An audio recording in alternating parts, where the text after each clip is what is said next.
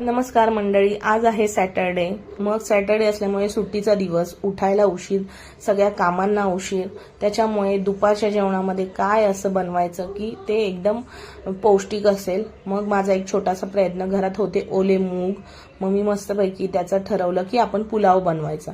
मस्तपैकी कांदा, टोमॅटो, आलं, लसूण, थोडेसे जिरे वगैरे टाकून मी मस्तपैकी छान असं ओले मूग टाकून मस्तपैकी असा ओल्या मुगाचा पुलाव तयार केलेला. खूप छान पुलाव झालेला. आम्ही मस्तपैकी ताव मारला दुपारच्या जेवणावर. त्याच्यामध्ये ह्याच्यासोबत दही हवं होतं, पण घरात दही अवेलेबल नव्हतं. मग मस्तपैकी आम्ही टोमॅटो, कांदा असं जेवणात घेतलेलं होतं आणि मस्तपैकी खाल्लं. इथे मी सगळ्यांची ताटं तयार केली. मस्तपैकी त्यांना दोघांना पहिले दिलं.